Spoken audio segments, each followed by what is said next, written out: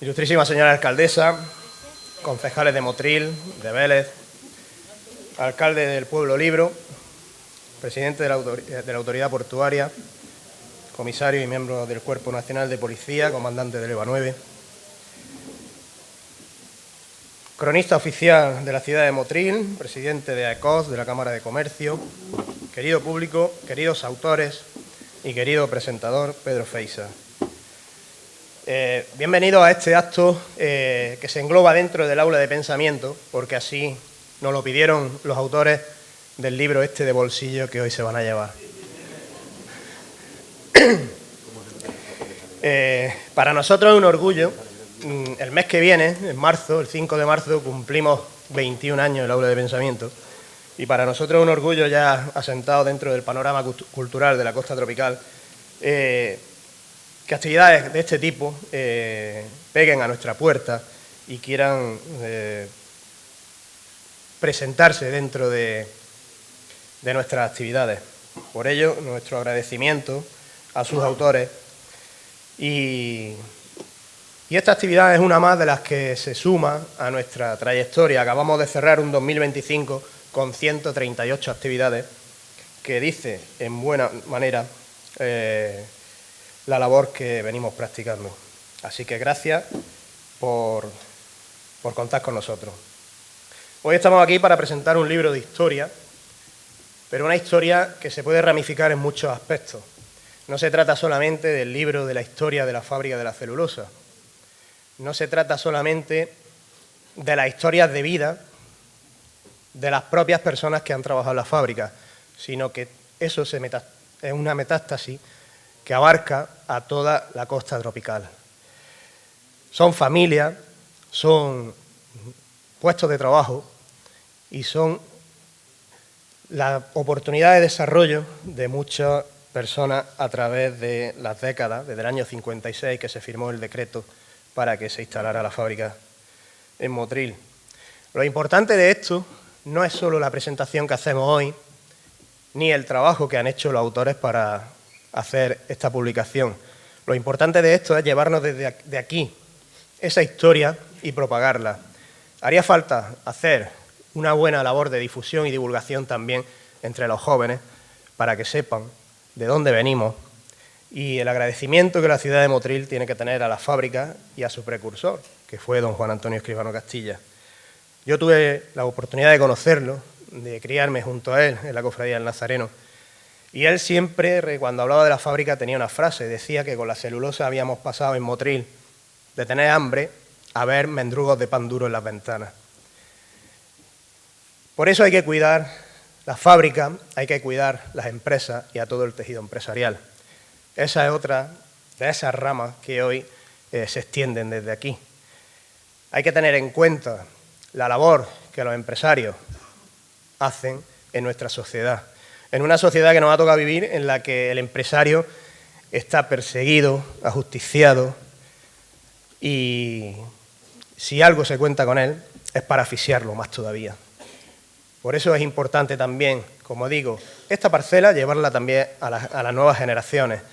Estamos en un país en el que el sistema educativo es el que es y nos falta, por ejemplo, una asignatura de emprendimiento, una asignatura de desarrollo empresarial, desde jóvenes, desde que están en la escuela o en los institutos, como hay en otros países europeos. Porque al final las empresas son quienes mantienen el tejido social y productivo de este país y de cualquier país. Las empresas, las pymes, los autónomos.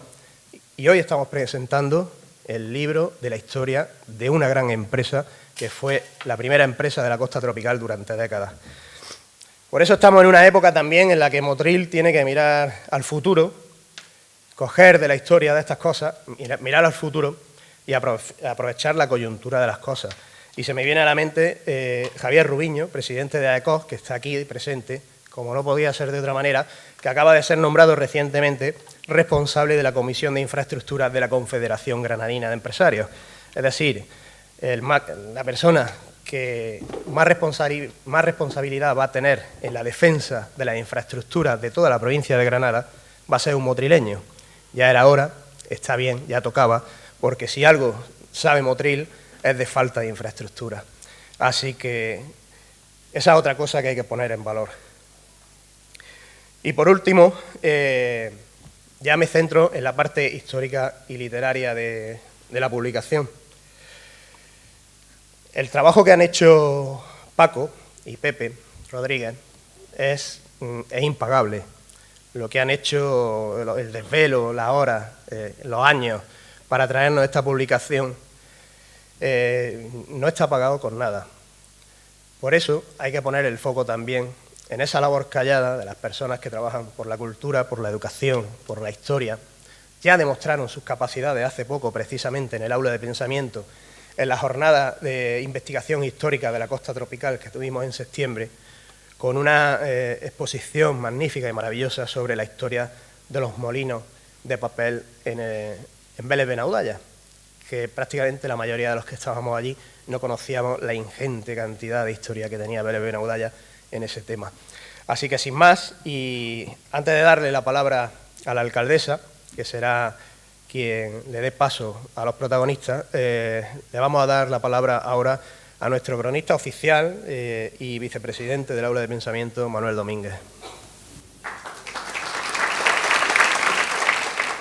Muy buenas tardes, y la verdad que para mí esta tarde es un honor y me siento muy honrado de estar aquí en este acto de la presentación de este libro, La celulosa, una fábrica de papel en la Vega del Guadalfeo, y agradezco en primer lugar la deferencia que han tenido para mi persona los autores para proponerme hablar un poco al respecto de este libro y de esta obra. Quiero ser lo suficientemente breve para no arrebatar demasiado el protagonismo a quien lo tienen esta tarde, que son los que merecen la mayor parte del tiempo de esta presentación, que lógicamente son los autores. Y a ellos, indudablemente, les agradezco, como decía al principio, esta deferencia que han tenido conmigo de permitirme hablar un poquito de su libro, de su obra y de su trabajo. Decía el escritor extremeño Luis Landero que los libros son nuestra memoria colectiva. Y indudablemente Landero tenía razón, puesto todo lo que fuimos, todo lo que somos y todo lo que seremos está en los libros. Y acudir a las fuentes escritas es una garantía de permanencia de las aportaciones que hacen los escritores, que hacen los pensadores cuando dejan su obra por escrito. Los libros han sido siempre en nuestra cultura nuestra referencia, hasta tal punto que se considera que las obras humanas entran en la historia cuando alguien escribe sobre ellas. Es decir, cualquier obra de las personas entra en la historia cuando alguien publica un libro hablando de las obras humanas. Nuestra era digital es efímera, o por lo menos lo pienso yo, los libros desde luego no lo son. De esta forma podemos tratar a los libros como un legado, pero también como un objeto. Es decir, es una misma cosa vista desde dos concepciones distintas. Por el lado de nuestra memoria y también el libro por el lado de ser el guardián de la memoria. Y es un poco el elogio general a la importancia que tienen los libros, y estamos presentando un libro hoy. Quiero centrarme en este que se presenta esta tarde, La celulosa, una fábrica de papel en la Vega del Guadalfeo. Es un libro que tiene fuerza, yo lo conozco desde lo que los autores tuvieron, pues la deferencia de dejármelo ver antes de encuadernarse y de salir a la calle. Tiene fuerza, tiene un enorme esfuerzo, tiene un inmenso trabajo de conocimiento, de investigación y de documentación detrás, que retrata perfectamente una parte importantísima de la historia económica y social del Motril contemporáneo. Y quien dice Motril del contemporáneo dice la costa tropical, dice toda nuestra comarca. Es la historia de una fábrica, la celulosa, que cambió para bien y para siempre a la ciudad de Motril y a la comarca de la Costa Granadina. Y que es además una magnífica obra de historia de la técnica papelera. Además de la historia de Motril, tiene una enorme historia de la técnica papelera en el libro. Pocos libros se habrán publicado con las características que tenemos en el libro de este que presentamos esta tarde. Y mi elogio no puede ser solo el libro, tiene que ser también a los autores, a José Rodríguez Muñoz y a Francisco José Gallegos Martín, porque todas las formas de pasión exigen ser comunicadas y ellos lo han tenido pues perfectamente hacia la fábrica donde han desarrollado su vida laboral o gran parte de su vida laboral. En este libro muestran indudablemente su entusiasmo profundo por el tema del estudio. La investigación es rigurosísima, rigurosa, una mezcla, diría yo, de emoción y de rigor intelectual en este ensayo, que es la pasión por el mundo de la industrialización, por el mundo del compromiso de progreso que significó el establecimiento de esta fábrica en nuestra ciudad. Y también el impacto profundo, el impacto tan grande que ocasionó la creación de esta fábrica, y por lo tanto podemos considerar que este libro es un libro que es un ensayo histórico, que aporta información valiosísima sobre una empresa española y motrileña de referencia en el sector papelero y hace una más que meritoria contribución al conocimiento del legado histórico empresarial en nuestra ciudad. La presentación de este libro creo que es para los autores la culminación de un sueño, del fruto de muchísimas horas de trabajo, de muchísimas horas de dedicación, de pasión y a menudo seguramente de sacrificio por sacar la investigación y el libro adelante. Y como decía al principio, la celulosa, una fábrica de papel en la Vega del Guadalfeo, es un libro de memoria y a la misma vez es un libro de guardián de la memoria histórica motrileña. Y la celulosa ha entrado en la historia con la publicación de este libro. Lo que decía al principio, los hechos de las personas entran en la historia cuando alguien los publica y los escribe y los publica. Pues aquí tenemos un momento donde una fábrica de papel, una industria papelera establecida en Motril en los años 60, se convierte, en el momento que los autores le escriben un libro sobre la fábrica, en una parte de la historia de Motril, de la historia de nuestra comarca y de la historia de la técnica y de la historia de la industrialización española de la edad contemporánea. Así que, indudablemente, hoy presentamos un ensayo histórico, hoy presentamos un libro de historia. Mi enhorabuena, para terminar, a los autores. Hoy tengo la oportunidad de reconocer, se lo he dicho a ellos, pero lo quiero reconocer públicamente, el enorme trabajo, el enorme esfuerzo que ha significado la publicación de este libro y esperamos que sigan publicando cosas y que indudablemente sigan ampliando el estudio sobre el pasado de la industria, del desarrollo industrial de nuestra comarca. Así que enhorabuena, mis felicitaciones y muchísimas gracias a todos por estar esta tarde aquí. Gracias, Manolo, y gracias al Ayuntamiento de Motril también por cedernos el Teatro Calderón, y gracias, por supuesto, a todo el personal de aquí del teatro y a todas las empresas que nos patrocinan al Aula de Pensamiento desde hace tantos años. Y ahora toma la palabra la alcaldesa de Motril, doña Luisa María García Chamorro. Señoras y señores, autoridades, familias motrileñas, trabajadores y trabajadores, amigos y amigas. La verdad es que hoy es un día muy especial para nuestra ciudad, y es que nos reunimos para presentar una obra que salva del olvido, que honra la memoria y que reivindica el valor histórico de una industria que marcó profundamente a nuestra ciudad, a Motril, la fábrica de la celulosa. Este libro no es solo un compendio de fechas y datos, es un relato de vidas y de esfuerzo. Es la historia de quienes, generación tras generación hicieron posible que esta fábrica dejara de ser solo un proyecto industrial para convertirse en un elemento identitario de nuestra sociedad.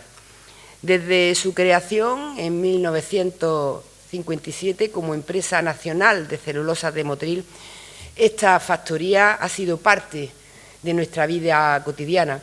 La elección de Motril no fue casualidad, sino que respondía a nuestra fortaleza. La agricultura, la vega, el clima, pero sobre todo nuestra gente, que supo transformar un reto en una oportunidad. Durante décadas, miles de personas han pasado por sus puertas, convirtiéndose no solo en empleados, sino en familias que hoy forman parte del tejido social motrileño. Este libro también nos recuerda que la industria no es neutra, ha tenido sus momentos de dificultad, sus momentos de cambio, pero la realidad es que hoy es un referente en el sector papelero español e incluso, si me permiten, europeo. Pero la historia de la fábrica es también la historia de Motril, la historia de nuestra ciudad, de cómo una ciudad agrícola se vinculó a un proceso productivo industrial que diversificó nuestra economía, que dio oportunidades laborales y que sobre todo generó futuro para miles de familias. Quiero destacar que además este libro se presenta en una etapa en que nuestra ciudad trabaja activamente por la conservación de su patrimonio industrial, como lo estamos haciendo con la fábrica del Pilar, símbolo también de nuestro pasado azucarero, que también fue motor en su tiempo de desarrollo.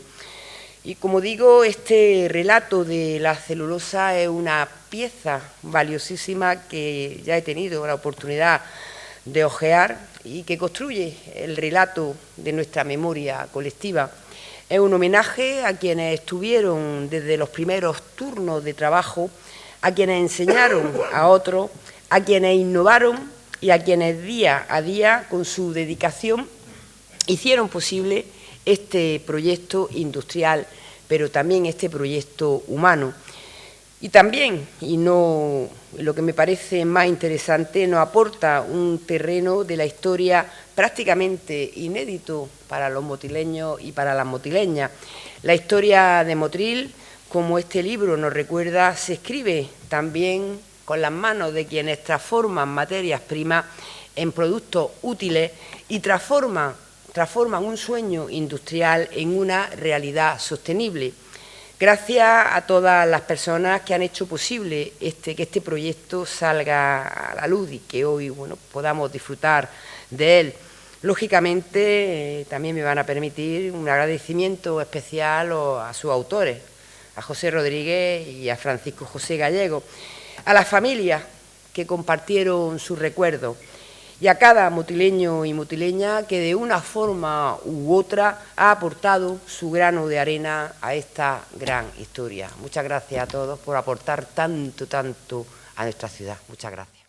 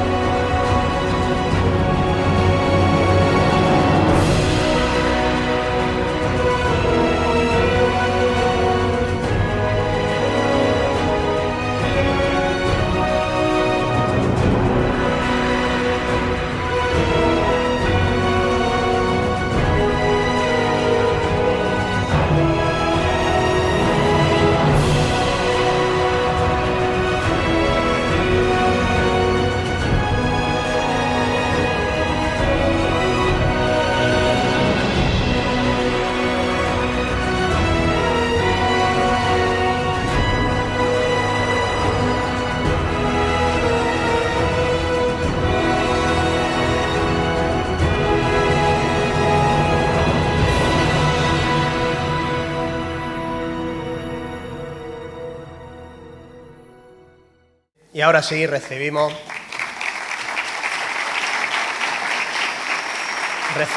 con todo el cariño del mundo a estos dos locos, porque es que no tiene otro nombre, a Francisco José Gallego y a Pepe Rodríguez, porque de verdad el regalo que hoy le hacen a la ciudad de Motril no está pagado.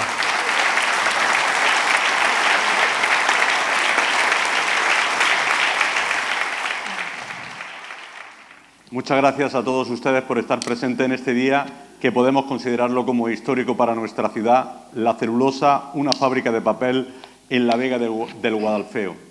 Una empresa que tanto ha significado para los motrileños, para los granadinos y para los andaluces. Agradecimiento a los dos autores, los cuales tengo oportunidad de conocerlos desde hace muchos años, y también al Aula de Pensamiento por ofrecer esta posibilidad para dar a conocer esta publicación, dar a conocer este estudio que ya tendrán ustedes oportunidad de verlo, ojearlo y se darán cuenta lo minucioso que han sido en el trabajo. Gracias al área de cultura del Ayuntamiento de Motril, gracias al Ayuntamiento de Motril por ceder esta instalación y dar la posibilidad a tanta gente como hay aquí hoy para contemplar esta obra.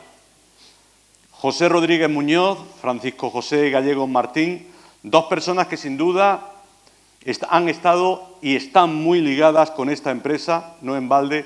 Toda su vida profesional ha discurrido en ella desempeñando diferentes funciones.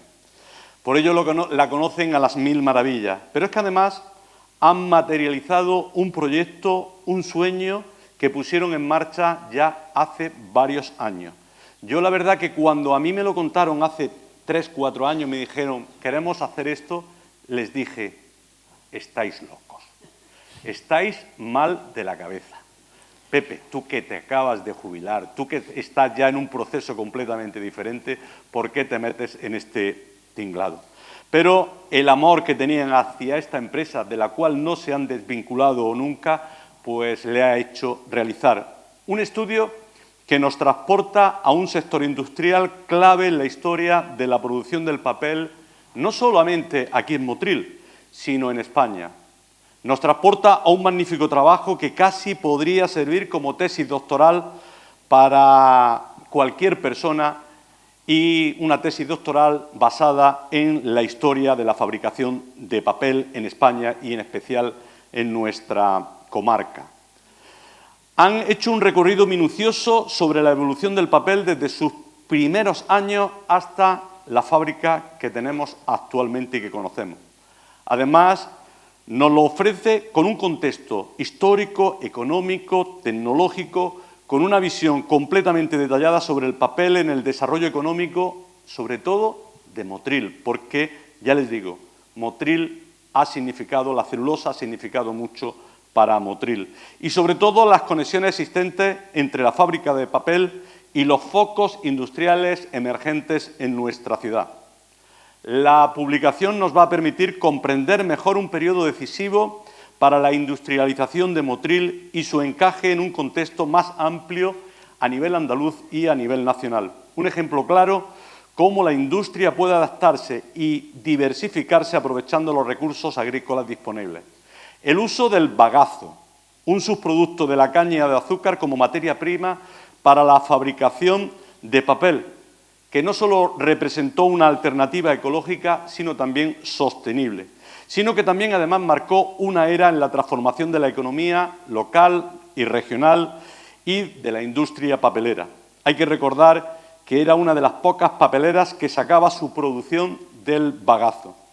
Además, es una publicación que aporta detalles y un aparato gráfico donde vamos a poder conocer desde su origen, muy vinculado a la economía de toda la comarca, como los aspectos técnicos, económicos y laborales relacionados con las múltiples producciones de esta fábrica, desde los primeros pliegos de papel hechos con bagazo hasta los actuales que se hacen de otra materia. Un trabajo, sin duda, minucioso y muy bien elaborado que les va a hacer disfrutar y que tiene su apartado histórico, económico, industrial, cultural, social e incluso arquitectónico. de una de las empresas más emblemáticas de la provincia de Granada, destacando sobre todo la relevancia de esta fábrica, de esta celulosa. Esta obra nos ofrece una visión detallada sobre los procesos, innovaciones y desafíos de la industria papelera en la región, con un enfoque particular en la utilización, como decíamos antes, del bagazo como materia prima. A lo largo de esta presentación vamos a explorar cómo esta fábrica contribuyó al desarrollo económico de Motril, a un impacto en la comunidad y en las tecnologías empleadas en la producción de papel, así como en los retos y éxitos que acompañaron a este proceso industrial. Yo ya no les voy a presentar a los dos autores porque, sin duda, hemos tenido oportunidad de conocerlos a través primero de Gerardo, después de Manolo y más tarde de la alcaldesa. Pero yo sí les digo que son muchos los años en los que nos conocemos. Con Pepe tuve la oportunidad de estar en el instituto y él era mayor que yo, él iba por encima mía, pero bueno. Y desde siempre, la verdad es que me habéis sorprendido con el libro que tenemos oportunidad de tener ahí y que yo ya he tenido el placer de hojearlo, porque, como decía Gerardo al principio, es un libro de bolsillo. Es un libro para que lo llevemos a cualquier sitio. Os habéis explayado. Y, en primer lugar, y daros las gracias, sobre todo, por esa documentación histórica que va a quedar para siempre. Por ello, felicidades a los dos. Gracias, Pedro. ¿Y ahora qué decimos? Bueno, yo voy a destacar que cuando viste el libro por primera vez y pasaste en la mano, te llamó mucho la atención el tacto con el papel. ¿Y qué te dije? Que esto es lo que hacemos en Motril. Es verdad, Calidad. Papel de la celulosa. Papel de la celulosa. Si ustedes lo tocan, ya nada más que pueden ir pasando las hojas, que el tacto que tiene es completamente diferente a cualquier libro y nada más ese tacto hace que nos enamoremos de la publicación. Me gustaría saber cómo comenzó esta iniciativa y si al final el fruto que habéis tenido es lo que en un principio pensasteis. Bueno, de alguna manera esto surge durante la exposición que hicimos para celebrar nuestro 55 aniversario y en las instalaciones que cedió el Ayuntamiento gustosamente para hacerlo en la nave del azúcar. Allí vimos una cantidad de material que pusimos para que todos los motrileños pudieran acercarse un poco a la fábrica. Vimos que había posibilidades de hacer más cosas. Paco, sobre todo, con Cristina Pastor, que anda por ahí, les bullía en la cabeza. Jorge también estaba. Jorge también. Les bullía en la cabeza esto y yo tenía también la idea de cuando me jubilase escribir algo, pero no esto, Y fue Paco el que me animó a hacer algo más serio. Y bueno, cuando nos jubilamos tuvimos la oportunidad, retomamos la idea y a partir de ahí, oye, un vicio. Bueno, ya en aquel entonces surgió esa idea, nos quedamos un poquito cortos, es decir, bueno, vamos a sacar una publicación, porque como hemos hablado antes con Manolo Domínguez, lo que no queda publicado parece que se lo lleva el viento, ¿no? Se pierde. Y ya pues cuando llegamos a la jubilación, pues dijimos, vamos a poner mano a la obra. Y en parte ya teníamos algo de documentación y por dónde empezar, ¿no? Por lo menos. Y de una idea original que podía hacer una recopilación de fotografías, copias de fotos y tal, pues pensábamos que esto, bueno, al final va a ser como un álbum de fotografías o un álbum de familia. No queríamos pues, eso. Pues, la verdad es que nos metimos en una cosa más profunda, ¿no? Y ya fue cuando nos planteamos el esquema de lo que iba a ser el libro y dónde teníamos que ir y qué teníamos que hacer para... Y ya basándonos en ese esquema, pues efectivamente fuimos buscando las fuentes donde encontrar el material que al final hemos podido localizar. Con grandes sorpresas, tengo que decirlo. Hemos encontrado cosas que no esperábamos encontrar. Ahora hablaremos de eso. Mucho tiempo y mucho trabajo, me imagino, ¿no? Porque... A ver, por tiempo de calendario 3 años. Dedicación plena 2 años y medio, puede ser, sí. Y kilómetros 8.000. 8.000. Algo más. Nada más. Sí, bueno, recorrido en coche y luego ¿Y a pata? en busca de archivos, tanto estatales, provinciales, en otros municipios que nos hemos movido. Y también hay que decir que hemos hecho también una labor de campo, ¿no? O sea, que también hemos andado buscando molinos para documentar algunos, porque la obra en sí habla de la celulosa, pero hemos aprovechado un poco el introducir la tecnología antigua para saber de dónde venimos, ¿no? Y parte también de la historia papelera de Granada. Sí, nos hemos ceñido a la provincia de Granada, buscando hasta el siglo XVI material que había escrito y que nos podía aportar ideas de cómo era un molino, y basándonos en esta documentación de los archivos que hemos visitado, hemos ido de alguna manera escalando esa historia hasta llegar al siglo XIX finales, Molino de Ros, que está en Guajar-Fondón, y a partir de ahí damos el salto al siglo XX con todos los proyectos que hubo a continuación, digamos, preguerra y posguerra civil. ¿Y ha sido fácil acceder a esos archivos históricos? Lo digo porque habréis tenido que llamar a muchas puertas para que os den la posibilidad de llegar a ellos. Sorprendentemente sencillo, gracias a las facilidades que nos hemos encontrado en todos los lugares a los que hemos llamado. Sí, en lo que son archivos públicos, pues... Al acceso de todo. Sí, y con el entusiasmo, sobre todo Pepe, de comunicar a la gente el proyecto, pues la verdad que también la gente ha sido un poco partícipe de esa ilusión. Y de eso recordamos cuando estuvimos en el Alcalá de Henares y sí. dicen, aquí están los del papel de Motril. Sí, cuando íbamos la segunda vez. Ya nos conocían. Y cuando llegabais a Mengíbar os decían, oye, aquí estáis de nuevo. Bueno, ¿no? sí, no han podido venir de Mengíbar, de la fábrica de Mengíbar, que también nos prestaron. El mal tiempo. Esto fue sus archivos sí. que son privados, ¿no?, de la fábrica de Mengíbar, y no han podido venir. Y sí, nos abrieron las puertas el director Ramón Requejo, ¿sí?, y nos ofreció su archivo para documentar lo que ha sido también esa fábrica, que metemos en una parte, por la importancia que tuvo, no quiero adelantar acontecimientos, y que tenía cierta relación con esto del bagazo. Y me imagino que también habréis tenido oportunidad de hablar con muchas personas relacionadas con la fabricación de papel e incluso con, yo no sé si llamarle, ENCE, Pamesa, Torras Papel, después de Torras Papel vino... El Grupo Lecta. Grupo Lecta, que es el actual, vale, o llamarle simplemente, sí, como lo hemos conocido aquí en Motril, sí, la celulosa. Sí, bueno, ¿Cómo se llama el libro? La celulosa. Popularmente conocida como la celulosa, como lo ha conocido el pueblo de Motril. Pero es verdad que hay una evolución de los nombres, de los cuales hacemos un esquema, que están contextualizados en cada época, sí, y empieza realmente con Empresa Nacional de Celulosa de Motril. Posteriormente se produce una fusión de las tres fábricas que construyó el INI, junto a la de Huelva y Pontevedra, se fusionan y forman una, que es ENCE. Luego existe una escisión de una parte de ENCE, que fue la de Motril, que se privatizó al 50% con Sarrió Papel. Sarrió Papel. Sarrió, se me ha olvidado. Compañía Sarrió, papelera sí. de Leite. Y ahí pasó a llamarse Pamesa, Papelera del Mediterráneo. Sí, Estamos hablando de los años 70. Hasta que llegó Torras, y ya fue Torras Papel, centro de Motril. Que no tiene nada que ver ese Pamesa con el Pamesa Valencia, ¿no? Porque lo otro es Pamesa Valencia es de cerámica, ¿no? Esto es papelera del Mediterráneo, sí.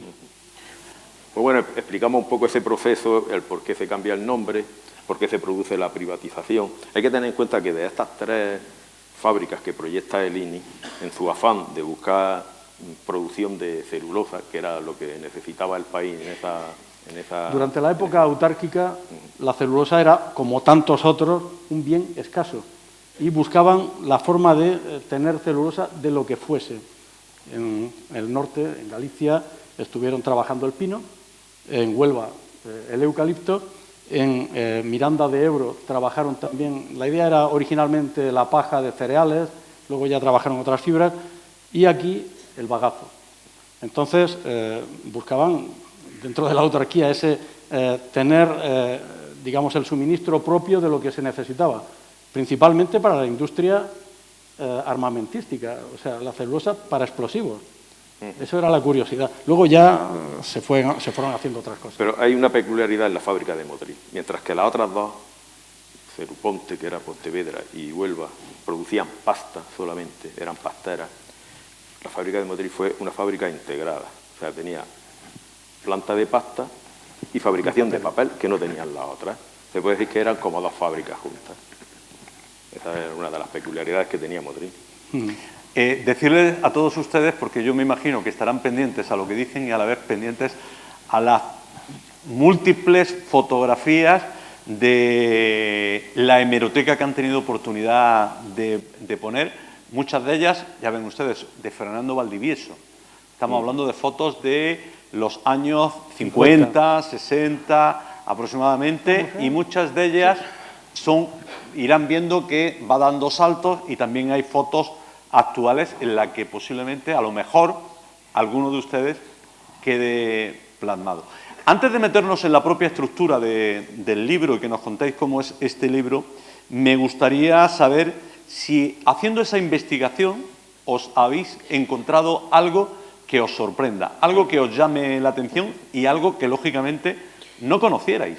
Bueno, yo quiero decir que esto, quien investiga lo sabe perfectamente, que a veces vamos buscando algo y encontramos otra cosa distinta, ¿no? Ahí nos llevamos una sorpresa. Y eso es lo que permite avanzar en el conocimiento y hacer esa ramificación que nos permite hacer otras cosas. Esto siempre es así. Y si vas atento, puedes aprovechar eso que te encuentras de forma extra. En nuestro caso, cuando fuimos a Laga, nos encontramos sorpresivamente con un par de proyectos de celulosa de bagazo, aquí en Motril, que se habían preparado para el año 39 y el año 42. Sí, el primero en el 39 y otro proyecto en el 42. O sea, fue una sorpresa absoluta. Es decir, que estamos hablando de que en el año 1939 ya se pensaba que en Motril iba a haber una fábrica de papel. Concretamente en el 39 fue en el Valle de Río Verde, en Armuñeca. Sí. Esta es la del 39, pero es que en 1902 ya había una idea de hacer una fábrica aquí en Motril. Y en 1910 incluso hubo una suscripción para ese fue un proyecto fondos y no se consiguieron. Que estuvo bastante avanzado. Incluso se hicieron, por eso tocamos también el tema de una fábrica que fue muy importante de papel, que fue la del Blanqueo, en Pinogénico. Allí se hicieron pruebas. ¿Con bagazo? Sí, se hicieron pruebas con bagazo de Motril, precisamente para ese proyecto de fábrica que se quería instalar en 1910 aquí en Motril. ¿Sí? Y bueno, fue un éxito la prueba. Quizás tuvo el inconveniente de que utilizaron legiadoras esféricas y el bagazo se procesa mejor en continuo, ¿no? En legiadoras de continuo, como luego se instalaron aquí en Motril. Pues esos proyectos del 39 y del 42, como iniciaba antes a decir Paco, García Vicente, un ingeniero de montes de Málaga, tuvo la feliz idea de hacer una fábrica de pasta de bagazo en el Río Verde, en Almuñécar. Y en el libro se pueden ver planos, se puede ver un poco su historia. Sí, un poco lo que el sistema productivo que tenía era el bisulfito, incluso los proyectos sociales que implicaba poner esa fábrica, ¿no? Y el otro, el de Llorca de Miguel, este sí era un industrial papelero de Valencia y también presentó su proyecto también de fabricación de pasta con bagazo en Motril, pero para luego llevar la pasta y hacer papel ¿Y por qué se relaciona tanto entonces las fábricas de papel con la costa? ¿Qué impulsa para que se creen tantos molinos o fábricas de la época, sabe Dios de cuándo? Algo muy dulce, el azúcar. El azúcar, que por el método en que obtenían los porrones de azúcar, ese pan de azúcar que luego al romper el porrón quedaba esa forma de pilón así, había que envolverlo con papel de estraza. ¿De dónde se obtenía el papel de estraza? Bueno, ese molino que vimos atrás antes de doña Ana de Contreras se preparó para hacer esto. Posiblemente, debido a la competencia de los molinos de Vélez, había 3 molinos de papel, pues yo creo que montaron un molino demasiado grande y las expectativas fueron... Bueno, pudo afectar también la materia prima, no sabemos exactamente. La cuestión es que desde Vélez fabricaban papel de estraza para envolver el papel, o sea, el pilón de azúcar. Y de ahí la relación con el azúcar desde el siglo... Y llama la atención también la vinculación de genoveses, los genoveses asentados de descendencia genovesa en Motril, que estaban también muy vinculados porque Génova era el Nova Más en producción de papel. Las grandes calidades de papel venían de Génova, ¿no? Y todos intentaban imitar. Bueno, pues el primer molino papelero que hubo en Vélez, de los 3 que llegaron a funcionar, estaban vinculados a Nicolás Parrizola, a los Cerreta Genoveses. Parrizola, porque claramente genoveses tenían cierta apetencia por este tipo de ingenios, ¿no? De hecho, el sistema de producción antiguo que prácticamente se desarrolló siglo XVII, siglo XVIII, el que se conoce como el modo Voltrese, que viene de Voltri. De Voltri, un pueblecito al lado de Génova, a 15 kilómetros. ¿Cómo estructuráis el libro? Porque el libro ya hemos visto que es, y lo vuelvo a repetir, voy a coger la frase de Gerardo, es de bolsillo. Pero yo quiero leer... De cabecera, vamos. De cabecera, sí, para ponerlo en la cama, de almohada. El libro está dividido en muchos capítulos. ¿Yo puedo ir dando saltos o tengo que ir progresivamente leyendo para conocerlo? Aunque de alguna manera se puede leer desde la página 1 hasta la 576 seguido, la estructuración del libro permite saltar capítulos y leer de forma independiente cada uno de ellos sin necesidad de haber conocido el anterior. Se puede hacer perfectamente. Aunque se siga un hilo conductor. Se sigue un hilo conductor, más o menos. Cronológico en general, pero bueno, hay capítulos que se pueden, porque se trata el tema del agua, la materia prima, se puede... La arquitectura, sí, se puede el procesado de pasta, después. la fabricación de papel por otro lado, se pueden leer independientemente. Quizás los primeros capítulos sea más conveniente, pero vamos, se pueden, de manera independiente se puede coger. Este capítulo me llama la atención, me lo leo, que no hay problema. Yo la verdad es que me he quedado sorprendido. Me voy a centrar ya en la celulosa actual, voy a olvidarme todos los proyectos que ponéis ahí del año 1800, del año 1901, 1934, ¿no? Etcétera. Me voy a centrar en el proyecto de la celulosa tal como la conocemos nosotros, de la papelera, y me gustaría saber, antes de nada, ¿qué factores son los que vosotros creéis que influyeron para que la fábrica de papel se hiciera en Motril y quién fueron las personas que impulsaron esa idea? Porque existen muchas teorías en Motril sobre el tema. Bueno, primero hay que tener en cuenta que ya el Estado y el INI, como hemos dicho antes, iba buscando la forma de producir celulosa, ¿no? Hay un ingeniero adscrito al INI que es... Víctor Rubio de Arriba. Rubio de Arriba, que en 1950 hace una obra, un estudio, para buscar en toda España la materia prima para poder producir papel. Y claro, destaca una sobre otra en función del tipo de madera. Evidentemente, donde había muchas encinas, la encina no era la mejor madera para la pasta papelera, pero sí se tuvo en cuenta donde había eucalipto, o donde se hicieron repoblaciones de eucalipto previamente, donde había pino, y contempla esta zona como posible potencial lugar donde instalar industria por el bagazo. Era algo que todavía se sabía ya que habían intentos, de hecho hay patentes de fabricación de pasta de bagazo a partir del bagazo, pues desde mediados del siglo XIX, sí, 1846. Incluso algunos motrileños de final del XIX, como Puig Falcó, sí. Tenían patentes, incluso hicieron pruebas para obtener, aquí en la azucarera San José, para obtener fibra, y ya se fija en esta zona. Posteriormente, pues estos proyectos que fueron fallidos, ¿no?, como le decimos nosotros, de final del 39, del 42, llega la década de los 50, y ahí es verdad que hay como un boom de interés por la instalación de una industria aquí del bagazo. Sí, y ahí aparecen pues figuras como Rafael Armada, de Salobreña, Antonio Ayudarte, también la ponencia de Escribano Castilla, pero también paralelamente existieron unos proyectos previos, que fue Celupal, que también formó parte del grupo Torra, Celupal, que era celulosa del palmito, en Algeciras. Esto utilizaban el palmito y el esparto de la zona, incluso del norte de Marruecos. Pero y cuando se les fue agotando, pues... Venían a Motril a cargar barcos de bagazo para llevárselos a Algeciras. Y tanto Rafael Armada, Valenzuela, que era de Salobreña, como Antonio Ayudarte, aquí en Motril, o Emilio Romero, en el diario Pueblo, periodistas. Se hacen eco de esto. ¿Cómo es posible que se estén llevando bagazo de Motril a Algeciras para una fábrica de allí y le salga rentable y no seamos capaces de montar algo aquí? Bueno, se vinieron de Algeciras a intentar montar una fábrica aquí. Sí, bueno, de hecho Tampoco cuajó. ¿Por qué?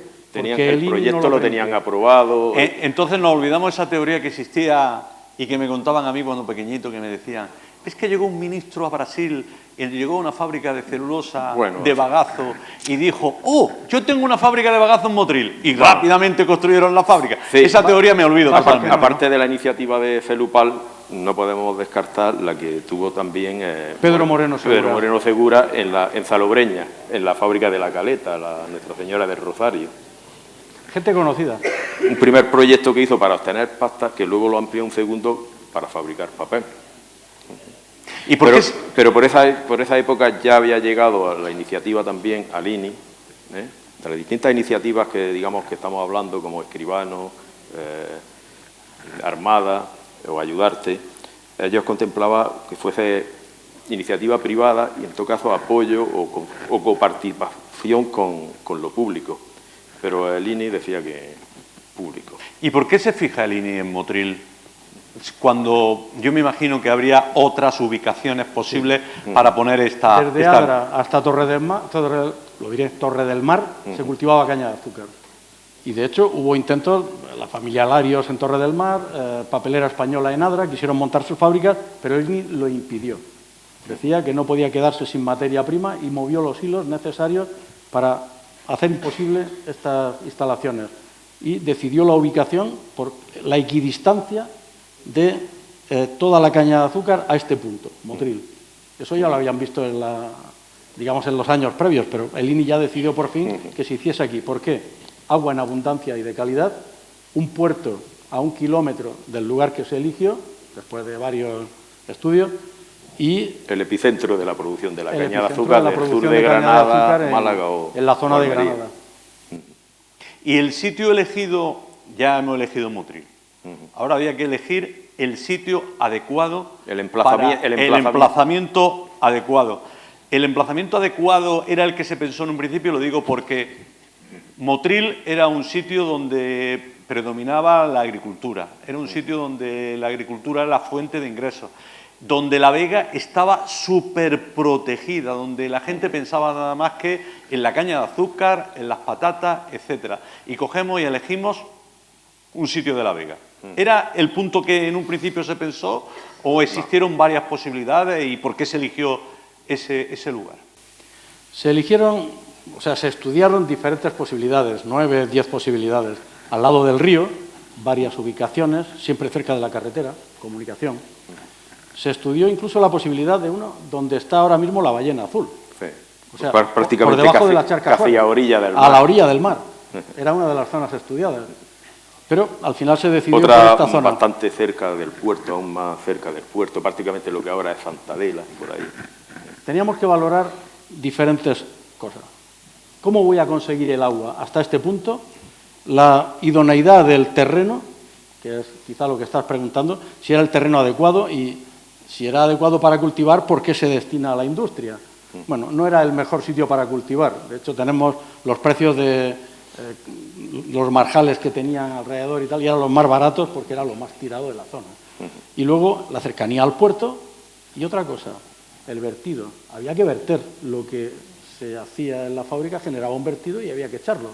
Y se buscó un sitio donde se pudiera echar con cierta facilidad. A ver si me acuerdo luego de preguntar por los vertidos, porque hemos hablado mucho de los vertidos aquí en Motril. La celulosa siempre estaba por medio cuando había alguna mancha en la playa, etcétera, etcétera. A ver si me acuerdo luego de preguntar. Cuando ha hablado Pepe también, la posibilidad del agua, la fábrica de Motril tiene una característica con respecto a la mayoría de las fábricas papeleras. La mayoría de las fábricas papeleras están cerca de un río y aquí está un poco más distante. Hay que traer el agua por conducción. ¿Y fue complicado conseguir esos terrenos porque estamos hablando de la vega? No. Y la protección era total. No, aquí hay que romper una lanza en favor de Juan Antonio Escribano Castilla, que en aquel momento hizo una labor ímproba por allanar el camino y que no hubiera que recurrir a la expropiación. Porque sí, habiendo ya una ley ministerial que generaba la constitución de la empresa, se podía expropiar el terreno, si se había elegido esta zona. Para evitar tiempos inútiles de espera, para evitar enfrentamientos y demás, Juan Antonio Escribano Castilla hizo la labor de convencer a todos los propietarios de estas decenas de parcelitas. En definitiva, era una forma de ganar tiempo, sí, para no seguir los procedimientos administrativos de expropiación que se alargarían en el tiempo, y entonces pues hacer una Al final se ofrecía un justiprecio adecuado y consiguieron vender todos y de alguna manera se ganó tiempo para tener ese emplazamiento. Y ya que estamos hablando de los... Si me permite, llegamos a tener incluso pequeñas anécdotas al respecto. Había también personas que tenían arrendados terrenos y tenían algo que cultivar allí. Claro, cuando se instala la fábrica o se dice se va a instalar, se pone una valla, pero no se empieza a trabajar todavía en la explanación. Y hay gente que dice, si estoy cultivando algo, ¿me permitís que recoja lo que tengo ya cultivado? Le escriben a Franco, pidiendo que les permita acceder a esos terrenos. Hay esa anécdota. Claro, le contestan que ya van a empezar la explanación y no. Y Franco contestaría diciendo, bueno, preocúpese usted de lo suyo, ¿no? Pues hay una carta directamente a Franco pidiendo esto. Y ya que estamos hablando de los agricultores, y has hablado antes del agua, me imagino que eso acarrearía problemas, ¿no? Hubo enfrentamientos. Porque los agricultores estarían pidiendo el agua, lógicamente, para sus cultivos, y la caña de azúcar era un producto que requería mucha agua, ¿no? Sí, en el momento en que se trabaja en el estudio de la celulosa, se hacen los nuevos regadíos. Es que coincide en el tiempo. Y claro, los nuevos regantes dicen, oye, si ponemos una fábrica de papel con una demanda brutal de agua, luego, si quieres, hablamos de números, pero la demanda era brutal de agua, nos van a quitar la que tenemos. Claro, en un momento se pensó en tomar aguas superficiales, excedentes de riegos del río, y luego ya posteriormente se sumó el pozo radial que hay junto a la carretera de Salobreña. Es decir, que se hizo una canalización. Una canalización desde sí, hay una toma. Una foto por ahí hay una del toma, Azud de Vélez. hay una toma de agua de las turbias de Motril y Salobreña. Hay, como se dice en Motril, un partido, ¿no? Sí, sí. Y luego va por conducción de... Eso en el Azud de Vélez, ¿no? Sí, en el Azud del Vínculo, no el de Vélez, el del Vínculo. Y de ahí ya iba por tubería hasta una cámara, un estanque de decantación. Una cámara de decantación que hay también junto a... cerca de la casa del río y a pocos metros del pozo radial, ¿no? Ahí decantaba y luego ya por gravedad iba hasta la celulosa. Sorprendente, claro, sin duda. En la celulosa, pues cuando llegaba a la fábrica había que hacer un tratamiento y demás, ¿no? Otro de los problemas que yo creo que se ocasionaría en aquel momento, y aprovecho que están aquí los trabajadores de Torras Papel, Motril, zona agrícola, Motril, persona que se dedicaba a la agricultura, con lo cual la gente que había en nuestra ciudad principalmente era especialista en agricultura o en servicios. ¿Cómo se consigue poner en marcha una fábrica sin personal especializado? Porque eso me imagino que requerirá un tiempo, ¿no? Al principio fue muy laborioso poner esto en marcha. De hecho, en 1963 se arranca solo una máquina, posteriormente se arranca la parte de pasta y al año siguiente la otra máquina. Se trajo personal técnico especializado, entre comillas, de fuera. Pocos, pero suficientes como para ir formando poco a poco al personal que se iba captando aquí. Personal que tenía muy poca formación en una industria, cualquier industria, era todo personal que trabajaba en el campo o en la mar, y sí que costó al principio, claro que sí. Era dolorosísimo. Yo entré en el año 73 y ya pude ver cómo era. Llevaba 10 años funcionando la fábrica y era durísimo. Había falta de formación. Una vez que han pasado los años, veo desde los 40 años de experiencia, jolín, ¿cómo trabajábamos? Faltaba formación, mucha formación. Claro, al principio venía gente con conocimientos de otras fábricas, pero también los fabricantes o los fabricantes siempre ponen personal técnico para poner en marcha las máquinas. Pues también formaban a la gente en su manejo. Y este personal técnico que se contrató de fuera, podemos hablar, por ejemplo, de Vicente Guas, Urdangaray, gente que venía de fuera, del País Vasco y de Cataluña. Sí, algunos creo de Valencia, de por ahí. Y me imagino que se tendrían que hacer muchos cursos de... Porque es cierto eso de que al principio, hablo del principio por los trabajadores, hablo del principio. Es verdad que los cogían a Lazo para que entraran? A la caza y captura. Salía el jefe de personal con una escopeta a pillar los que pasaban por la puerta. Es que había temor por entrar en una industria de este calibre y con este concepto de trabajar a turnos rotatorios. Aquí la gente estaba acostumbrada a levantarse por la mañana e ir al campo. Bueno, había gente que de la azucarera sí estaba un poco acostumbrado y de hecho de las azucareras pasaron también algunos a trabajar. Sí, tuvimos la fortuna de que ya existía industria azucarera y la parte mecánica y eléctrica estaba disponible. Eso ayudó muchísimo, tema de reparaciones, montajes, etcétera, en la celulosa. ¿Se hicieron muchos cursos para que esa gente Por supuesto, se convirtiera en una de las empresas más especializadas que existe ahora mismo en Europa en la fabricación de papel? Os sonará seguramente a más de uno los cursos de promoción profesional obrera, el PPO. Se hicieron muchísimos cursos de capacitación para personal de la fábrica. Algunos, mi padre, aprendió a leer ahí. Algunos no sabían hacer lao con un canuto. Y tuvieron esa facilidad, entre comillas, de poder aprender bastante más de lo que esperaban en un principio cuando entraron aquí. Se hicieron cursos dentro de la celulosa o aquí en Motril, en distintas instalaciones donde se daban esos cursos del PPO. Cuando se monta la fábrica de la celulosa en Motril, me imagino que se pensaría en un gran polígono industrial que se hiciese alrededor de ella. Se realizaron proyectos, se realizaron iniciativas, unas me imagino que prosperarían, otras me imagino que se quedarían en el camino. ¿Qué pasó ahí?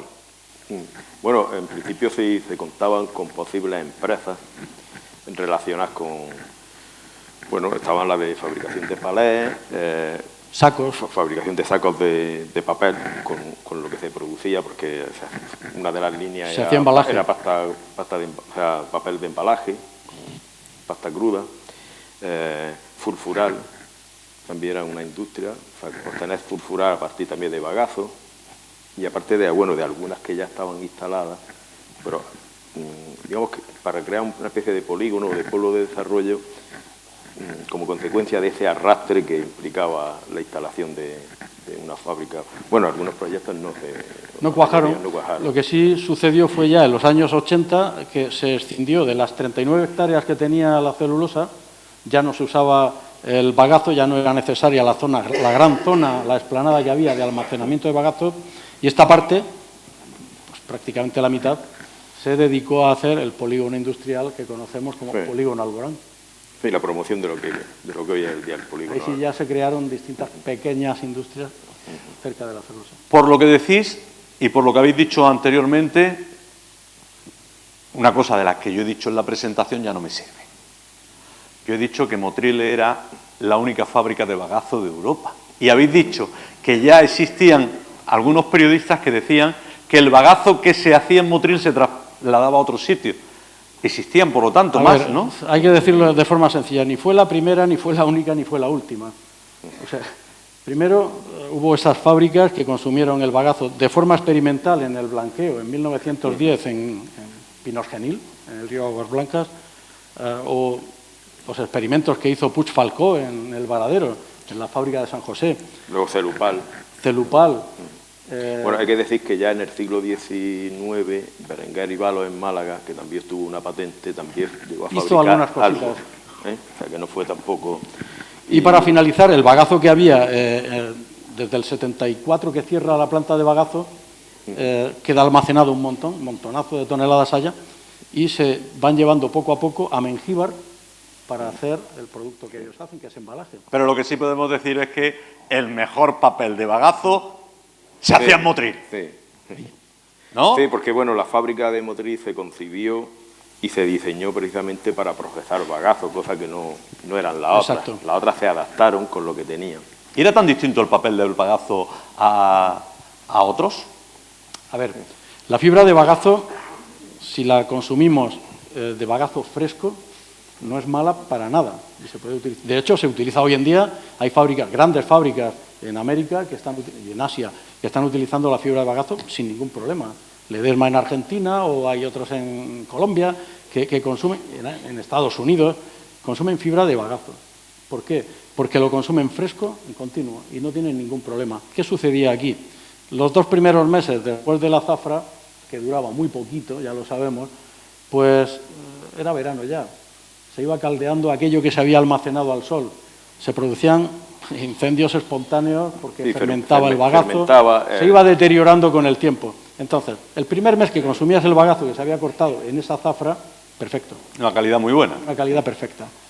Pero luego lo que se iba consumiendo más adelante ya iba empeorando, y era un desastre. Se degradaba de estar a la intemperie según los vientos, Era la brisa marina, literalmente la ruinoso. lluvia, todo eso lo alteraba. Entonces, digamos que no había una continuidad en la calidad de esa producción. Entonces, que oscilaba. ¿esos son una de las causas por las que se abandona el bagazo Sí, o sí, simplemente sí. es un tema económico? A ver, ya Rubio de Arriba en su momento, en los años 50, inicio de los 50, habla de, ojo, si vamos a consumir bagazo, pensemos si alguna vez desaparece el bagazo, ¿qué hacemos? Eso se pensaba desde Claro, ¿qué hacemos los años 50. entonces? Pero no, había bagazo suficiente. La última campaña fue en 2007 y se dejó de consumir bagazo en el 74. El problema fue otro. El problema fue Fue otro. No era lo suficientemente rentable y yo creo que, bueno... Paco lo ha dicho muy fácil. Era ruinoso. Sí. Era literalmente ruinoso. Sí, bueno, además se dieron cuenta a los pocos años. De eso llegan a decir los responsables del INE y dice, hubiera traído más cuenta traer el pino gallego hasta Motril que utilizar el bagazo. O sea que el sistema de pasteado, el cerdecorpo milio, quizás no hubiese sido el más adecuado en el caso de este bagazo que se deterioraba, ¿no?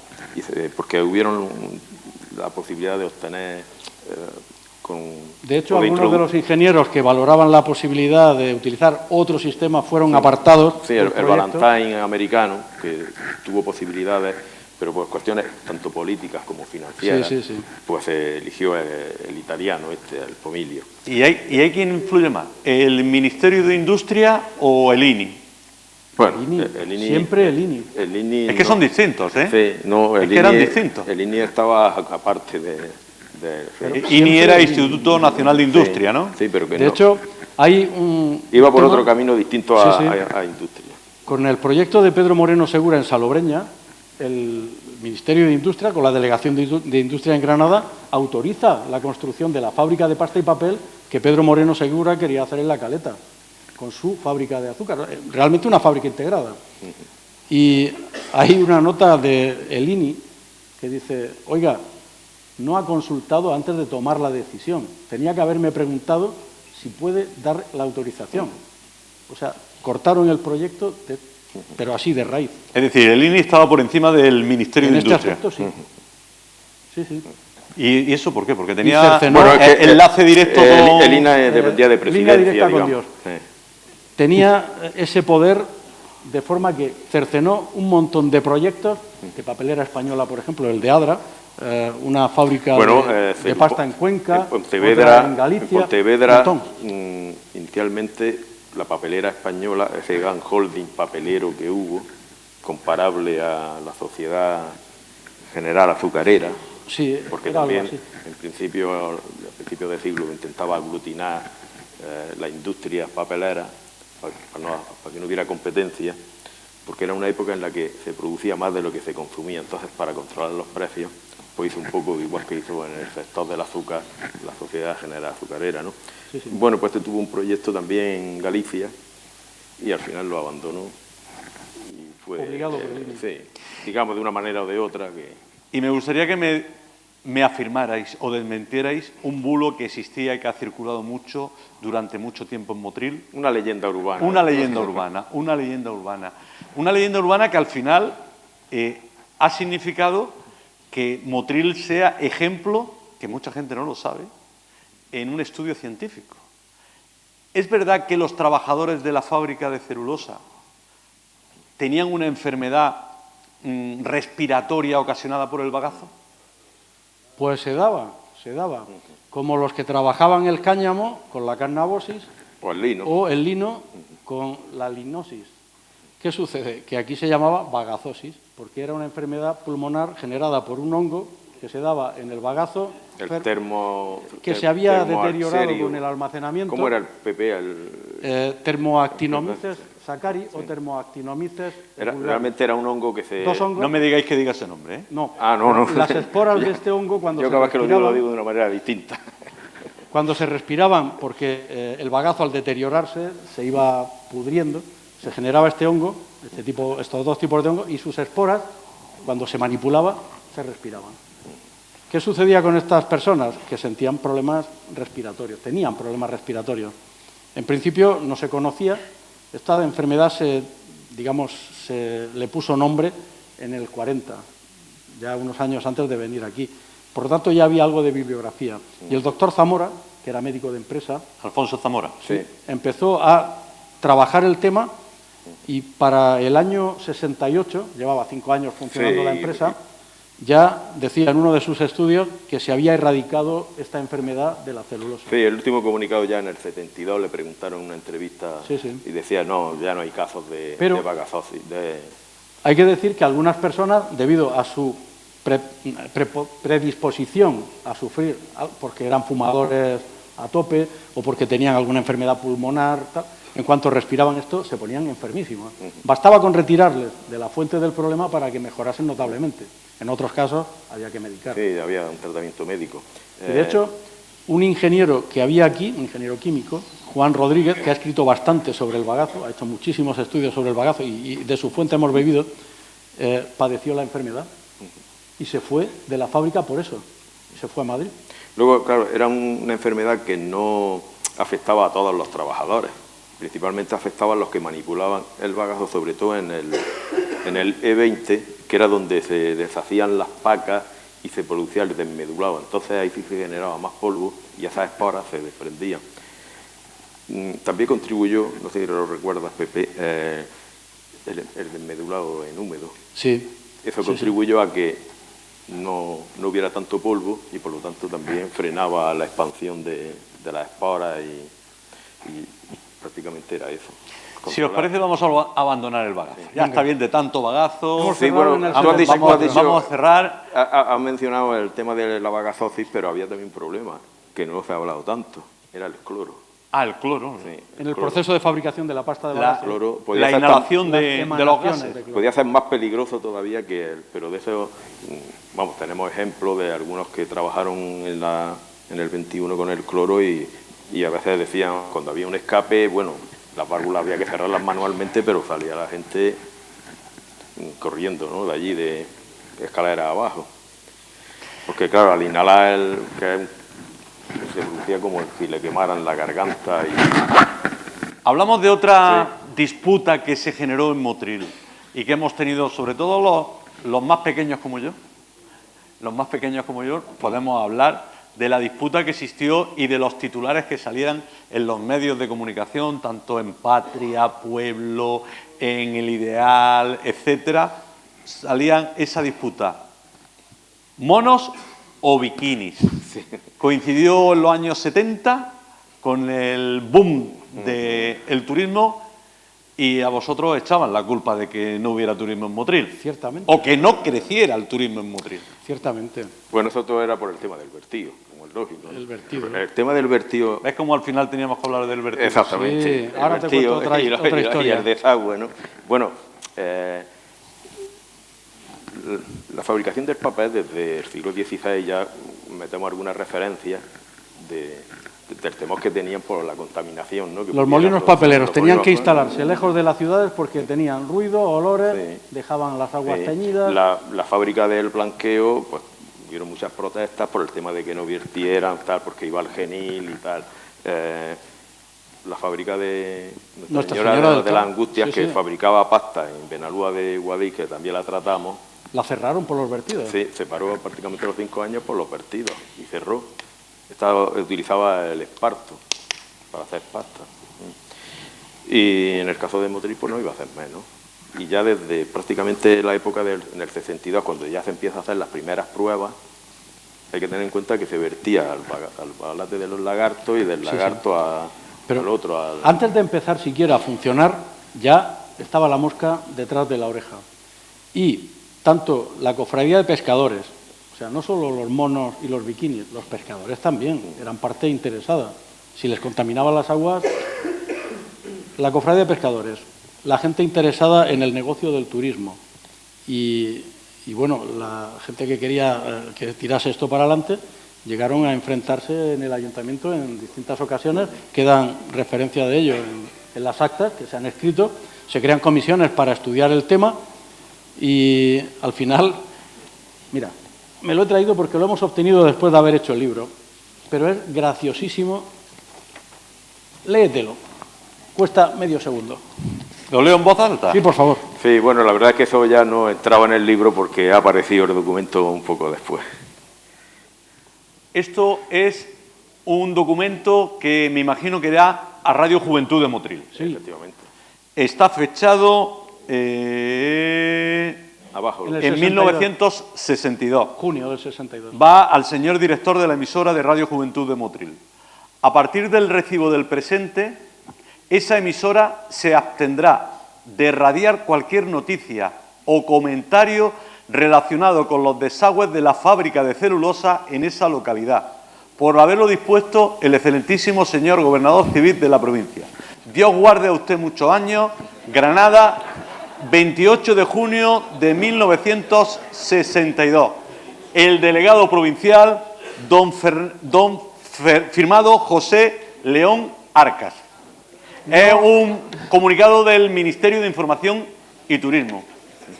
La censura.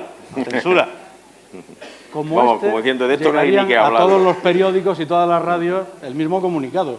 No había vertidos. No había vertidos. ¿De qué me estáis hablando? El problema no había vertido, pero el problema es que siempre se os echaba la culpa, porque yo me acuerdo cuando yo iba a la playa, al San Palós, que era donde nos bañábamos habitualmente, y nos encontrábamos la mancha de aceite. La mancha de aceite. La culpa de la celulosa. No. El alquitrán. La culpa de la celulosa. No. El no sé qué. La culpa de la celulosa. Y siempre decían, es que ya está vertiendo la celulosa. No, mira, realmente cuando se empieza a trabajar, se vierte en el año 63 directamente, bueno, durante las pruebas del 62, va a un balate, al balate de Burgos y a la playa de Poniente. Directamente, sin tratar. O sea, es que fue así, boom. Bueno, con un agravante. Un decantador sí, pero ahora te cuento. Hoy en día se consumen entre 4.000 y 4.500 metros cúbicos de agua al día, se vierten, perfectamente tratada. Sin embargo, en aquel momento era como 10 o 12 veces más. Estamos hablando de 50.000, 60.000 metros cúbicos de agua contaminada al día directamente al mar. Bueno, al balate. No existían emisarios entonces. No, todavía no, en esa época no. El emisario vino después de parar la fábrica en enero del 64, que la paran literalmente por los problemas de vertido, bueno, se ponen rápidamente a trabajar y lanzan el emisario, el primero que hubo, a 200 metros. Sí, hay que hablar también de la visita del... Sí, Camilo. Alonso ministro de Gobernación, que dice, a callar, vamos a arreglar solucionar el tema, un poco el tema y bueno, ponemos en marcha la solución que se busca es en la línea de esto. Lanzar el emisario. Se lanza el emisario con la mala fortuna de que llega una ponientada y se lo lleva. Y vuelta a empezar, con lo cual hubo que hacerlo 2 veces. Sí, total, que se hace el emisario y a partir de ahí cierta tranquilidad. Recordaréis todos la mancha redondita a 200 metros de la orilla del mar. Claro. Eso era. Cuando se vertían sobre todo las lejías negras después de... Fue necesaria la mancha oscura. Fue necesaria la llegada de torras para alargar 1 kilómetro y tratar las aguas. Pero ya sí desmentimos que cuando nos íbamos a nuestra casa con manchas de alquitrán no éramos. No, era de los barcos. Limpiaban los depósitos de fuel oil. Sí te digo también que originalmente, y lo contamos ahí, se quería obligar a la celulosa a verter en la playa de las Azucenas, en el punto en que vertía Motril desde 1928. O sea, era el vertido de aguas negras de Motril y dijeron, oye, llevar el vertido hasta allí. Era gravoso, costoso, técnicamente más dificultoso. Lo más rápido pues llévatelo al río seco. Estamos en la misma. Pues cuántas palabras ha tenido mi madre de la celulosa cuando yo llegaba lleno de alquitrán, lleno de aceite o manchado de la playa. Me decía, niño, ya no vas más a la playa. Por lo menos mientras esté trabajando la celulosa. Bueno. Y llegaba mi tío y me decía, que eso no es verdad. Pero bueno. Así era. ¿Tu tío Antonio? Mi tío Antonio y mi tío Alberto. ¿Qué ha significado, me gustaría que me dijerais, qué ha significado la celulosa para Motril? Bueno, yo creo que los que han intervenido antes, la alcaldesa, Manolo Domínguez, Gerardo, tú mismo, lo habéis dicho, ¿no? Ha sido un puntal básico, ¿no?, en la economía. Ha sido un puntal porque ha estado generando puestos de trabajo directos y un montón de ellos indirectos. Y continuo en el año, que no ocurría con las azucareras, que estaba sujeto a la temporalidad, ¿no? Y entonces, claro... ¿Desde qué año hemos dicho? Puesta en marcha. Ahí ha aparecido antes un letrero que decía historia gráfica de 70 años de celulosa. Sí, bueno, se da la orden ministerial en abril del 56 para la creación de la celulosa. Sí, se constituye. Pero a partir de un par de años después se empieza a trabajar ya en los proyectos, ya hay trabajo para la celulosa. ¿Y cuántas personas han podido pasar por la celulosa? ¿Cuántos trabajos se han podido generar en la celulosa en su historia? Más de 3.500. Hay que pensar que, como ha dicho Pepe, la construcción ya dio puestos de trabajo. Incluso algunos trabajadores trabajaron en la construcción, en la obra. Y luego, cuando terminaron la obra, pues, entraron a la fábrica. A ver, que levante la mano quien ha trabajado en la celulosa. Bueno, yo. Bueno, yo he sido trabajador también de la celulosa. A ver, tú no trabajas, tú vas. Tú vas. Tú fichas, ¿no? Pues mira, yo, aprovechando que está aquí la alcaldesa, que está ahí en la primera fila, quería, no sé si se podría hacer una petición. Si Motril ha estado tan vinculado a la celulosa, si Motril ha estado tan vinculado al papel, ¿por qué no la próxima urbanización que se construya en Motril, sus calles llevan denominación relacionada con el papel? Jolín, tío. Una plaza, una plazoleta, una rotonda. Porque yo he estado mirando en los libros para documentarme un poquito y me he dado cuenta que en Motril, con el papel relacionado con la celulosa, hay muy poquitas calles o muy poquitas denominaciones. Ahora mismo ninguna. Bueno, hay una en el polígono... Hubo, porque lo hemos podido ver en las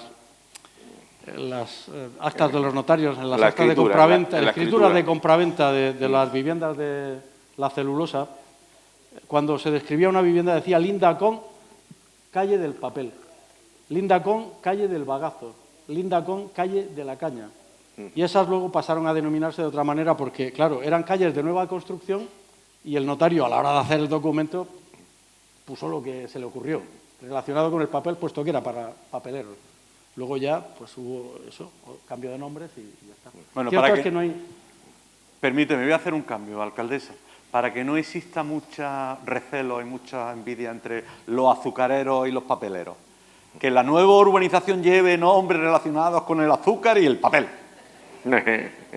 ¿No? Venga, suscribimos esto. Vale. Incluso había por ahí un depurador que se podía colocar en una rotonda. Porque a fin de cuentas, Motril cambió su fisonomía, la ciudad como tal, con la llegada de la celulosa. Se construyeron dos grandes urbanizaciones que fueron las que cambiaron un poquito. Me gustaría saber por qué, cuando existen dos proyectos, uno que se llama Colonia de San Fernando y otro que se llama celulosa, los pisos de la celulosa. ¿Por qué los pisos de la celulosa van a la calle ancha y la Colonia de San Fernando va a la zona oeste de Motril, zona sur oeste de Motril? Y además, con dos fisonomías completamente diferentes, del chalet al bloque con pisos pequeñitos. Mira, en esa época en la que se construía la celulosa, las grandes empresas dependientes del Estado, sobre todo, hacían viviendas para técnicos y empleados de sus fábricas, tipo Ensidesa en Avilés. Yo que he podido ir a Avilés, mi mujer es avilesina, he podido ver los grandes pisos que hacían para los ingenieros o las viviendas un poco más humildes para los técnicos medios y luego las casitas más pequeñas aún para los trabajadores de base. Aquí se quiso hacer algo así. Se pensó en ese proyecto de la Colonia San Fernando para técnicos y directivos, y así se hicieron, y un proyecto donde está hoy el Juan Carlos Garballo, el auditorio, Sí, en esa zona. Centro de El Desarrollo CDT. Turístico. Sí, sí. CDT. Ahí iba lo que luego se hizo más tarde en La Celulosa, o sea, en la calle ancha, los pisos Una de La Celulosa. urbanización para... Iba un bloque de esas 250 viviendas para empleados de 3 alturas, preciosos. Lo hemos podido ver el proyecto. No hemos podido reflejarlo ahí porque no nos dieron permiso desde el Colegio de Arquitectos, pero era precioso. ¿Qué cambio hubiera tenido ese barrio de Santa Adela con esos bloques allí? Pero no se llegaron a hacer porque había dificultades por la cimentación en ese momento. Bueno, alegaron problemas técnicos. Sí, desde Sí. la dirección se alegaron problemas técnicos, se retrasó y al final no siguió. ¿Qué pasó? Luego la gente se quejaba. Oye, los técnicos tienen viviendas que se las ha construido la empresa y nosotros no. Se llegó a un acuerdo y en el modo de cooperativa se hicieron los de la calle Ancha. En distintas 250 viviendas. fases.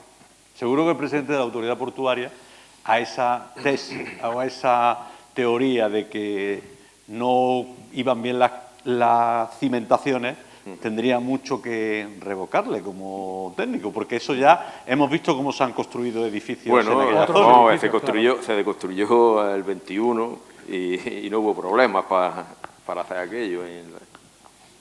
Sí. Bien, habéis reflejado en el... Estamos prácticamente llegando al final. Luego, si alguien quiere hacer alguna pregunta, puede realizarla. A mí me han dicho que me ajustara a unos 45 minutos y yo voy a procurar ser lo más clavado posible. Volviendo a la fábrica en sí, habéis reflejado en el estudio y lo habéis plasmado en la portada algunas peculiaridades, incluso arquitectónicas, que tiene el diseño de la propia fábrica. Una arquitectura denominada brutalista, una arquitectura que surgió a través de un estilo arquitectónico de los años 50 y que se utilizaba para la reconstrucción de los edificios de la guerra de la Segunda Guerra Mundial, concretamente. ¿Por qué se eligió ese tipo de...? Eran edificios que buscaban la funcionalidad y, basándose en lo que tenían que hacer, se adaptaba la construcción del edificio a la función que... a la función que tenía que ejercer. Por eso tienen formas raras, pero esta semejanza con el brutalismo en edificios como bibliotecas o edificios de viviendas, por la forma que tiene, la construcción de hormigón bruto, ladrillo visto, y hay distintos edificios que están construidos de esa forma. No todos son así.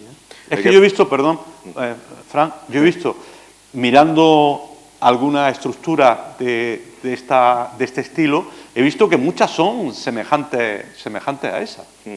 Bueno, esta concretamente tiene esa forma rara precisamente por lo que estaba destinado en su conjunto, que era... Iba las torres estas que vemos ahí en la portada negra, las torres de legiación, y por eso tenía que tener esos saledizos. Igual que en los laterales también tiene unos salientes donde iban las torres de decloración, que están solamente en un lado, pero en el otro no están. Entonces se buscaba, bueno, aparte de la altura, por ser proceso continuo, pues se buscaba un edificio robusto y diseñado de tal manera para albergar toda la maquinaria, el equipo que iba ahí incluido, ¿no? Por eso y para nosotros ese edificio es un claro representante del brutalismo industrial, que quizás haya muy poco, y la verdad que tenemos la suerte de tener uno aquí en Motril. ¿Quién fue el arquitecto? ¿Os acordáis? ¿Lo sabéis? Hay varios, es que hay varios. Sí, bueno, intervienen arquitectos, ingenieros, porque tienen que buscar, digamos... La conexión. Sí. Y sobre todo la fábrica de la celulosa de Motril tiene un diseño. Pepe más que yo ha tenido ocasión de ver otras fábricas, pero yo las que he conocido, tiene un diseño muy bien planteado, en el sentido de que al tener bastante espacio y luego la manera de la linealidad de la producción del proceso, sí, ha permitido que cuando luego se ha querido ampliar, pues no ha habido que hacer cambios drásticos, ¿no? Y cuando llegó la época de las inversiones y ampliación de la fábrica, pues dio una gran facilidad. Y eso fue un acierto en el diseño que tuvo. En el diseño original. Sí. Y no me quiero olvidar, ¿qué papel ha desempeñado la mujer en la fábrica de la celulosa? se puede considerar vital siempre, porque eran las últimas personas que daban el ok al papel que salía de fábrica, repasado, escogido, seleccionado. Era el último filtro que había en el origen, antes de que hubiera tantos sensores electrónicos y de todo tipo que existen hoy, y era el último filtro que había para sacar el papel ok fuera de la fábrica. Eran personas que trabajaban en la sección de acabados y la mujer ya sabemos que siempre mantiene la atención y la tensión de trabajo mucho mejor que el hombre en tareas que son de repetición de cosas y de prestar mucha atención, focalizar la atención en determinadas tareas, ¿no? Entonces, siempre las tareas que había que hacer de esa forma eran mujeres. Originalmente había un 5% de la plantilla, porque no todo el papel iba a la zona de cortado, eran pocas toneladas las que se destinaban a cortado. A medida que fue incrementándose la sección de acabados con las cortadoras, fue incrementándose la cantidad de mujeres para esta sección. Pero más tarde, la mujer, y sobre todo en los últimos años, ha cobrado mucho más protagonismo, porque al principio no se visualizaba a una mujer en una máquina de papel ni por asomo, o en una bobinadora o en una cortadora. Sin embargo, ha ido ganando su terreno y hay mujeres que realizan las tareas igual o mejor que los hombres en todas las, digamos, todos los campos de la fábrica. Hoy en día tenemos mujeres que dirigen el departamento de personal, expediciones, planning, laboratorio, con total solvencia. Hay que ver que la fábrica era un reflejo también de lo que era la sociedad. Un muestrario. No se concebía a mujeres manejando máquinas, eso era una cosa de hombres. Las mujeres se dedicaban pues, al tema del escogido en la zona de acabado, porque además las cortadoras que habían antes, como la duple, no capiculaban el papel, ¿no? O sea, no quedaba emparejado y había que emparejarlo luego a mano. Y conforme ha ido cambiando también la sociedad, eso se ha reflejado allí. La formación, de manera que ha podido ocupar puestos que antes no se concebían. De todas formas, hay que decir que solo el 15% hoy es mujeres, o sea, son mujeres en la plantilla de Motril. Solo el 15%. ¿Qué personal tiene ahora? En torno a 290. 200 o 280 o por ahí, si no recuerdo mal. Si mal no recuerdo. Bueno, yo me he ajustado al tiempo, habrían 3.000 preguntas más que realizar, pero yo me gustaría, si hay alguien que quiere realizar alguna pregunta, pues están a tiempo de poder hacerla antes de que concluya. Simplemente con levantar la mano o acercarse hacia la zona donde estamos puede realizar. ¿Alguien quiere hacer alguna pregunta? Seguro que os habéis quedado con muchas cosas pendientes. Claro, hay que leerlo. Tampoco vamos a Pero contarlo no, todo. a lo mejor son cosas que ni siquiera ellos han caído en ponerlas en el libro. Diga usted. ¿Por qué la fábrica parece un búnker ahí que los costeños muchos no han entrado a la fábrica? Eres Bueno, Pepe, ¿no? Tú has entrado, ¿no? Tú has entrado, ¿eh? Que tú has entrado, que te he llevado yo. Sí. Sí, bueno, vamos a ver. Cuando se pelado, ¿eh? Sí, cuando se hizo la exposición, fue una manera, la exposición de 2018, los 55 años de historia, fue una manera de llevar, digamos, la fábrica a los motrileños, ¿no? Con la exposición, y además se organizaron algunas visitas, o sea que... Se hicieron jornadas de puertas abiertas, 4 sábados seguidos. Paco y yo fuimos guías de multitud de personas que fueron allá en grupos y mostramos la fábrica a quien quiso ir. Quien no ha querido ir, pues no la ha visto. Claro. Bueno, hay partes que no son visitables, como el gran edificio este, y otras naves que normalmente no se... otras almacenes y demás que no se visitan, pero en general muchos motrileños han pasado por allí. Claro. Otra pregunta. No tantas, por favor, ¿eh? No me agobien con las preguntas que después cuesta mucho trabajo contestar. Por sumar un matiz más, ¿no?, del libro, que es motrileño 100%. El libro. Sí. Yo soy de la playa, ¿eh?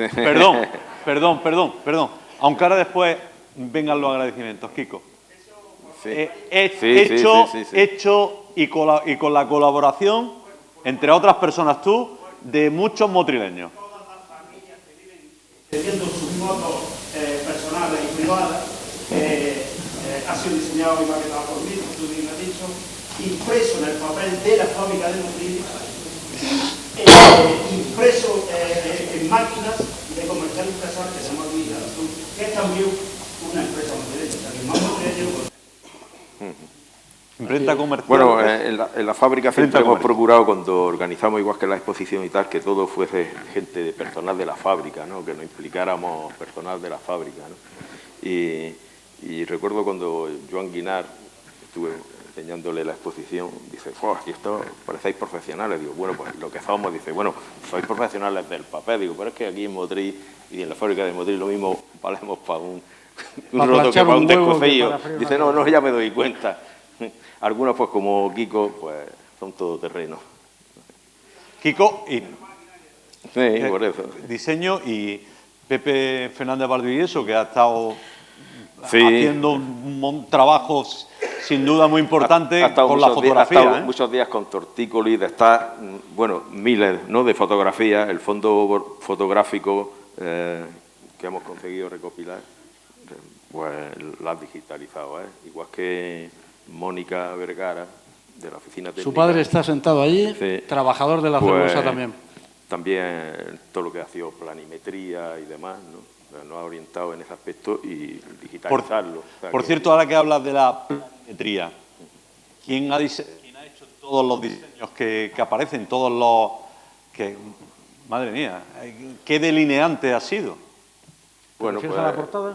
No, en el interior, en un montón de planos y de un montón de que habéis tenido que reproducir. Bueno, se han reproducido planos, a veces fotografiados. Mónica, la digitalización la ha hecho Mónica.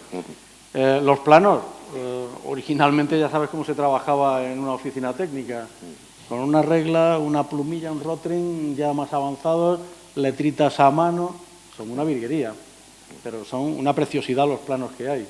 Años 56, 58, 60, son maravillosos. Hay unas cuantas fotos, el pozo radial, que está hecho con un primor, es impresionante. Los planos de la central térmica también son muy bonitos.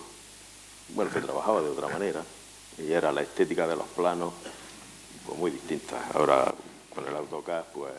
AutoCAD ya trabaja. Incluso le habéis descubierto a algunas personas, llámese en carne y día, que tenían un molino allí en su finca. Sí, de la familia. Sí. Pues sí. Bueno, ahí le dedicamos un poco de tiempo, porque aquello estaba todo cubierto de maleza, aquello parecía la jungla, y dedicamos unas cuantas jornadas a limpiarlo, a medirlo y documentarlo, a descubrir las pilas como las que hemos visto ahí en el vídeo. Estaban enterradas en limo y hubo que cavar un poco. Y poder documentar los restos del único molino que ha llegado hasta nuestros días, ¿no? Ojo, ese molino llegó hasta principios del 20. Lo que pasa es que secuestraron al propietario. Sí, aquí está uno de los descendientes de la familia, Camilo, que está aquí tan atento. Y ya nos dio un poco lo que él vio de pequeño, cuando todavía el edificio estaba, y nos ha dado una orientación para poder hacer la reconstrucción de cómo podía hacer. Lo más fiel posible, ¿no? Bueno, hay que tener en cuenta que este molino es interesante porque quien lo construye, Jaime Ross era, ¿no? Jaime Ross, sí. Procedía de Cataluña. Sí, el original, por idea venían de la ciudad de Capellades, que era papelera a tope, ¿no? Y el diseño que tiene es muy similar a los molinos papeleros catalanes. Esos arcos que conservan una fábrica, una construcción muy robusta. Hoy cuando se habla de visitar un molino papelero de esa índole, la referencia es el molino de Capellades. Sí, el museo de Capellades. Y pues esto es similar, es la idea de... Como veo que ustedes tienen ganas de hacer muchas preguntas. ¿Otra? ¿Había un proyecto de museo? ¿Alguna vez tendrá un museo grande, importante de la fábrica? Bueno, allí hay uno que tú también lo has conocido. En la fábrica tenemos uno pequeñito. Es pequeñito, es pequeñito. Pero a nosotros no se nos tiene que preguntar eso. Pepe, claro.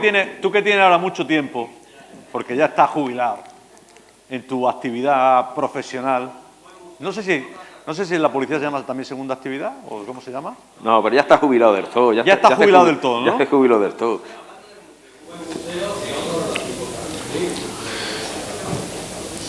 Buen museo. Bueno, sí, tú te refieres a un museo que fuese municipal, ¿no? Digamos,